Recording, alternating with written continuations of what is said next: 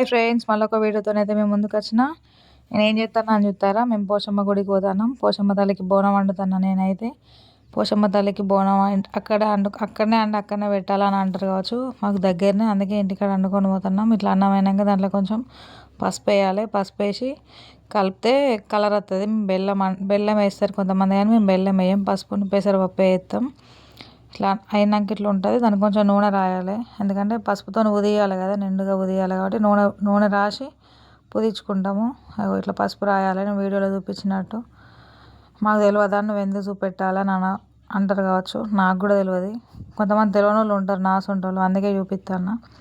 నాకు మా నాన్నమ్మ, మా మమ్మీ వాళ్ళు వీళ్ళు చెప్తే తెలుసుకోవాలి. కొన్ని తెలిసినవి ఉంటాయి, కొన్ని తెలియనే ఉంటాయి. అన్నిటి తెలుసానంటే కొన్ని సందర్భాల్లో దెబ్బకి వస్తుంది.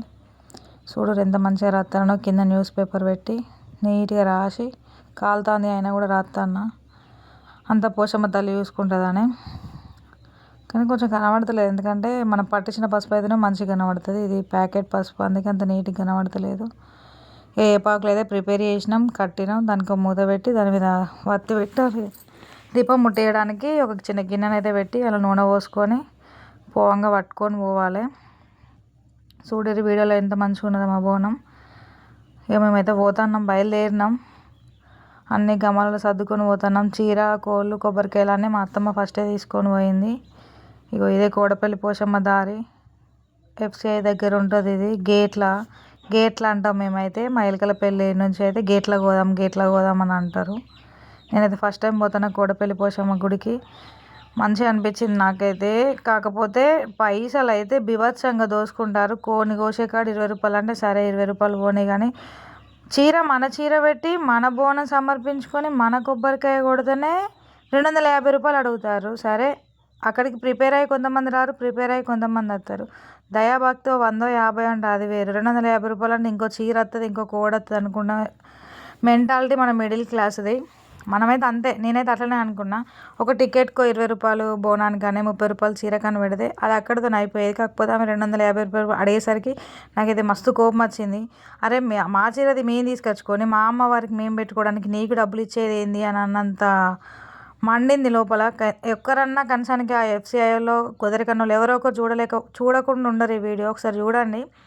ఫస్ట్ దానికి ఒక టికెట్ మార్గం చూపెట్టండి. బోనానికి 20 అన్న 30 అన్న, పోనీ బోనానికి 50 అని, చీరకు 50 అని పెట్టండి. 100 రూపాయలు అయిపోతుంది. దగ్గరున్న వాళ్ళం అందరం అయితే పైసలు అయితే పట్టుకొని రాం కదా. ఎందుకు పట్టుకొని రామని అంటే దగ్గరనే కదా కోసుకొని వద్దామని 100, 50 జేబులు వేసుకొని వస్తాము. మా కత్తి కొండపోయి మేము కోసుకున్నా కూడా మమ్మల్ని కోసుకొని ఇస్తలేరు. అది తప్పు కదా. మేము తీసుకొచ్చిన బోనం మేము పెట్టి మా చీరలు మేము పెట్టుకొని కూడా మాకు 250 రూపాయలు ఇచ్చుడు అంటే మాకైతే నచ్చలేదు. మా దగ్గర లిక్విడ్ లేకపోయినా కూడా ఫోన్పే చేయించింది వేరే వాళ్ళతోనే.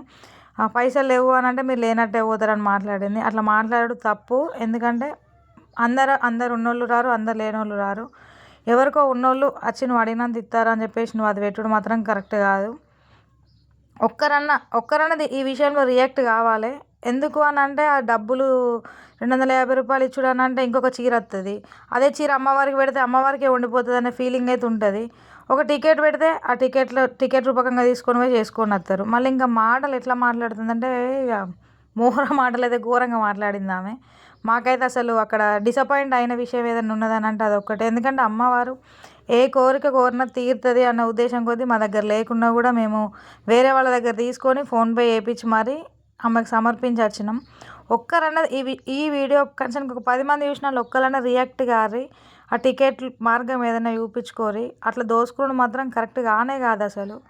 ఎంత బతిలాడినా 100 రూపాయలు తీసుకోమ్మా అన్నా కూడా ఆమె తీసుకోలేదు. మేమే కాదు ఇంకెవరో వచ్చిర్రు, ముసలోళ్ళు, 2 ముసలోళ్ళు వచ్చి పాపం వాళ్ళు చీర అవి పెట్టుకుంటే కూడా లేవవ్వ పెన్షన్ పైసలు రాలే అవ్వ అంటే కూడా సరే నీ చీర నువ్వు పట్టుకొని పో, నువ్వు ఇస్తేనే నాకు అదవుతుందా ఇదవుతుందా అని మాట్లాడింది. అట్లా తప్పు. ఇంకొక నల్లపోషమ్మ దగ్గర ఇంకేంటంటే అక్కడ కొడపల్లి పోషమ్మ దగ్గర వాళ్ళు ఉన్నారు, కానీ ఇక్కడ నల్లపోషమ్మ దగ్గర ఇంకెవరు లేరు. ఇక్కడ 250 అని అంటే మాకైతే ఇక మేము ఇంకెంత బాధపడాల్సి వచ్చేదో. ఇవి నల్లపోషమ్మ తల్లి. ఇంతకుముందు నేను పెట్టిన వీడియో అమ్మ పోషమ్మ ఇంకో పోషమ్మ తల్లి. మంచిగా అన్నీ నీట్గానే ఉన్నాయి, కానీ డబ్బులే బాగా పట్టిస్తారు. బాగా అంటే బాగా టూ మచ్ కాస్ట్. అక్కడ మేము పట్టుకపోయిన వస్తువుల కన్నా వాళ్ళకి ఇచ్చే పైసలే ఎక్కువ అవుతున్నాయి. నేనైతే మస్తు అంటే చాలా కోపం వచ్చింది. అసలు నా నోరు అసలే ఆగేది. కాకపోతే ఎందుకంటే నేను ఎందుకో సైలెంట్గా ఉన్నా. దేవుడే ఆపినట్టున్నాడు గొడవలు పెట్టకుండా. రూల్స్ బాగా మాట్లాడతా నేను, అయినా కూడా నాకు నచ్చలేదు అసలు. బాగా అది చేసిర్రు. ఎంటికలు తీస్తే 516 అట. వాళ్ళ దయాభక్తి ఇస్తే తీసుకోవాలి, లేకపోతే లేదు. కాకపోతే ఎంటికలు తీస్తే 516 అట, అదట ఇదట. పోతరాజు దగ్గర కూడా పైసలే తీసుకుంటారు. ఎంత పైసలు తీసుకోవాలో అంత పైసలు తీసుకుంటారు. ఇవనైతే మా అత్తమ్మ నాలభోజనం చేస్తుంది. ఆమె కోరిక ఏదో నెరవేరిందట. ఇక్కడ అమ్మవారికి మనం మొక్కుకొని నాలభోజనం చేస్తాను మొక్కుకుంటే మన కోరికలు తొందర తీరుతాయట. మా అత్తమ్మ మీద మంచిగా మొక్కున్నట్టున్నది, తీరినట్టున్నది. నా కొడుకు పుడితే తింటాను మొక్కున్నదట. పుట్టిండని ఇప్పుడు తింటాంది. Thanks for watching friends. Listening.